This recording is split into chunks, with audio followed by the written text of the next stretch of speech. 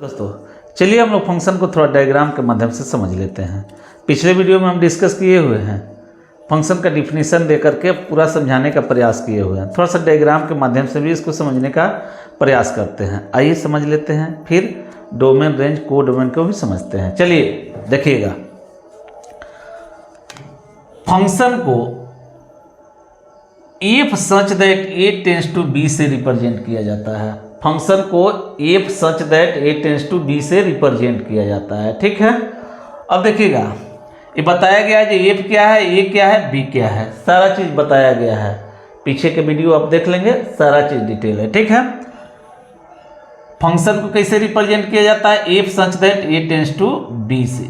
ठीक है, इस ए का एलिमेंट्स एक्स से रिप्रेजेंट किया जाता है और बी के एलिमेंट्स को एफ एक्स से रिप्रेजेंट किया जाता है। इतना बात उसमें भी डिस्कस हुआ है। ठीक है, अब देखिएगा, इस एफ एक्स को एक्स का इमेज कहा जाता है। एफ एक्स को एक्स का क्या कहा जाता है, image. F x is known as image of f. F x को एक्स का इमेज कहा जाता है। क्या कहा जाता है, एफ एक्स को एक्स का इमेज कहा जाता है और एक्स को एफ एक्स का प्री इमेज कहा जाता है। एक्स को एफ एक्स का प्री इमेज कहा जाता है। बात समझ रहे हैं, एफ एक्स को एक्स का इमेज और एक्स को एफ एक्स का प्री इमेज। बात समझ में आ गया, इतना समझ में आ गया। अब देखिएगा, अगर एक डायग्राम इस ढंग से दिया गया हो, सेट ए में x1, x2, x3 तीन एलिमेंट्स, सेट बी में f(x1), f(x2), f(x3) तीन एलिमेंट्स। कोई ज़रूरी नहीं है कि इसमें तीनें रहेगा, कम भी हो सकता है, ज़्यादा भी हो सकता है। बात समझ रहे हैं, इसमें भी कोई ज़रूरी नहीं कि तीनें रहेगा, कम भी ज़्यादा भी हो सकता है। ठीक है, हम इसमें तीन लिए हैं, इसमें भी तीन लिए हैं। ठीक, और देख रहे हैं, देखिए फंक्शन होने के लिए क्या देखा गया था, सेट ए में एक भी बचना नहीं चाहिए और सेट ए के एक भी एलिमेंट का संबंध इधर के दो से नहीं होना चाहिए। इसमें क्या हो रहा है नहीं हो रहा है उससे कुछ मतलब नहीं है। अगर ए टू बी फंक्शन डिफाइंड है तो डिफाइंड तब है जब ए के प्रत्येक एलिमेंट का संबंध है, मतलब एक भी इसमें बचना नहीं चाहिए और सेट ए के एक भी एलिमेंट का इधर के एक से ज़्यादा से नहीं होना चाहिए। बात समझ रहे हैं, इसमें देखिए एक भी एलिमेंट बचा नहीं है, सबका इमेज है, सबका क्या है, इमेज है। का मतलब क्या है, ये फंक्शन है और कोई ऐसा एलिमेंट नहीं है जिसका एक से ज़्यादा संबंध है।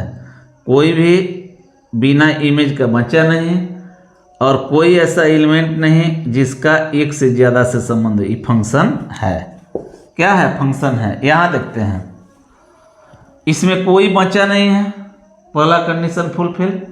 अब देखते हैं जो कोई ऐसा नहीं ना है जिसका संबंध इधर के एक से ज़्यादा से हो।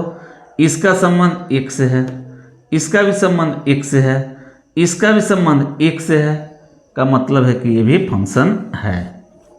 समझ रहे हैं, इधर देखिए इसमें बच गया, देख रहे हैं बच गया, बच गया मेरे बाबू तो फंक्शन नहीं है, बच गया तो फंक्शन नहीं है। इधर देखिए इसमें बचा नहीं है, पहला कंडीशन तो फुलफिल है। दूसरा कंडीशन देख लेते हैं, दूसरा कंडीशन क्या है, इसमें का एक भी का संबंध इधर की एक से ज़्यादा से नहीं होना चाहिए।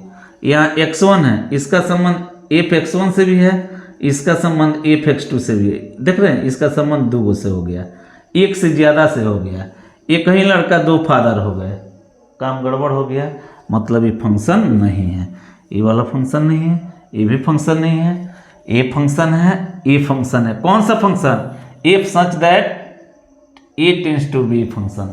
बात समझ रहे हैं, हमको लगता है कि आप बेहतरीन तरीका से फंक्शन को डायग्राम के माध्यम से समझ गए, समझ गए। अब आगे चलते हैं, देखिएगा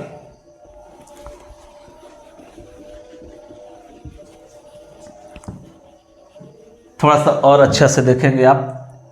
सेट बी में f(x2), f(x3) और f(x4) भी कह देते हैं, ऐसे कह देते हैं।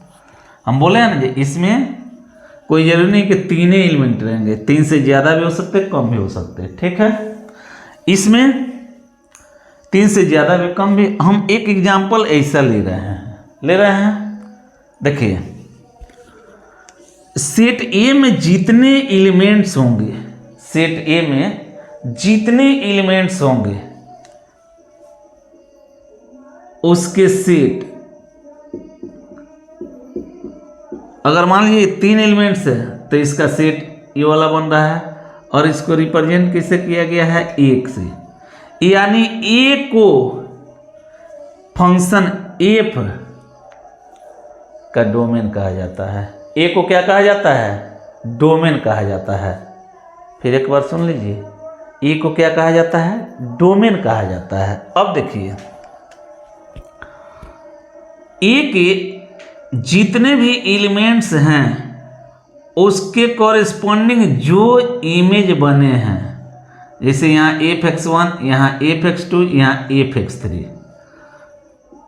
यानी f(x1), f(x2) और f(x3) देखते रहिए।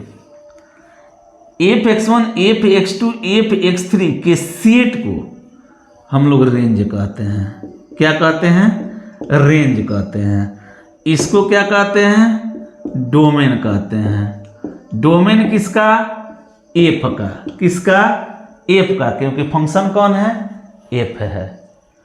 अगर एफ के जगह पर जी रहता ना तो फंक्शन का नाम जी फंक्शन हो जाता। एफ के जगह पर अगर एच रहता तो फंक्शन का नाम एच फंक्शन हो जाता। अभी एफ फंक्शन है। कौन फंक्शन, एफ फंक्शन। जो रूल होता है वही फंक्शन होता है। अब देखिए, यानी फंक्शन एफ का डोमेन ए मीन्स दिस, और फंक्शन एफ का रेंज कौन, तो रेंज दिस।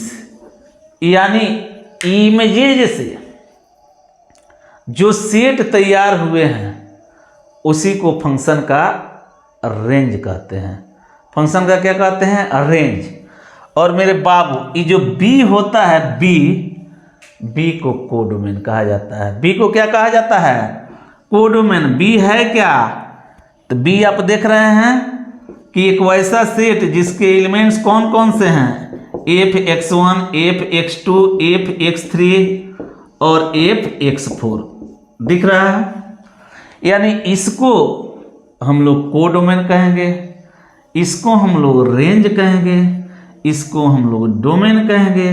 का मतलब ए को डोमेन, बी को कोडोमेन, ए को डोमेन, बी को कोडोमेन, और जो इमेजेज से सेट तैयार हुए हैं उसको रेंज।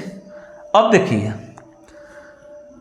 कभी कभी ऐसा हो सकता है कि जितना रेंज उतना ही कोडोमेन। अगर मान लीजिए कि इसमें नहीं रहता तो जितना रेंज उतना ही कोडोमेन, जितना रेंज में एलिमेंट उतना ही कोडोमेन में एलिमेंट्स। समझ रहे हैं। तो रेंज के बारे में कहा गया है कि रेंज, सुनिएगा बढ़िया से, कोडोमेन के बराबर एलिमेंट्स रख सकते हैं या कोडोमेन से कम एलिमेंट्स रख सकते हैं। रेंज कोडोमेन के बराबर एलिमेंट रख सकते हैं या कम एलिमेंट रख सकते हैं, ज़्यादा नहीं रख सकते, ज़्यादा नहीं रख सकते। अगर सुनिएगा, ए और बी दो सेट है और ए की स्थिति उस ढंग से है कि ए में बी के बराबर एलिमेंट्स हो सकते हैं या ए में बी से कम एलिमेंट्स हो सकते हैं, ए में बी से ज़्यादा एलिमेंट्स नहीं हो सकते। तो इस ए को बी का सबसेट बोला जाता है। क्या बोला जाता है, ए को बी का सबसेट बोला जाता। तो वही कंडीशन यहाँ रेंज और कोडोमेन का है। रेंज और कोडोमेन, रेंज का पूरा एलिमेंट्स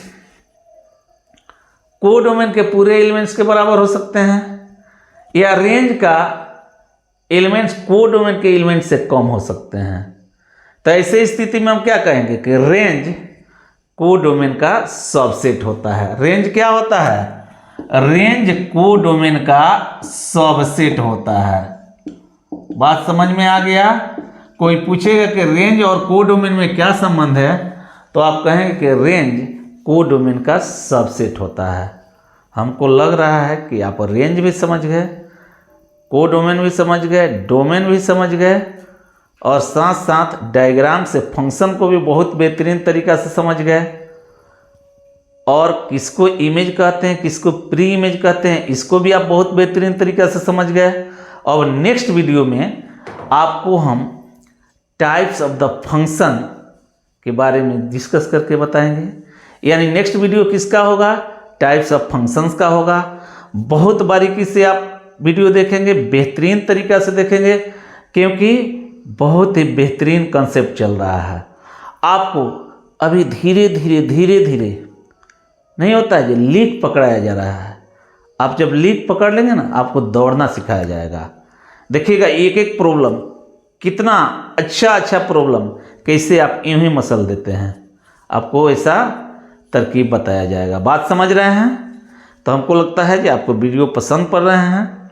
आप ऐसे ही वीडियो को देखते रहें और अपने कंसेप्ट को मजबूत करते रहें। हाँ, अगर मेरे चैनल को अभी तक आप सब्सक्राइब नहीं किए हों तो प्लीज़ चैनल को सब्सक्राइब कर दें, बेल आइकन को प्रेस कर दें, ताकि अच्छे वीडियो जैसे भी हम डाल रहे हैं सबका नोटिफिकेशन आपको मिलते रहे और आप वीडियो देख करके अपना मैथमेटिक्स मजबूत करते रहें।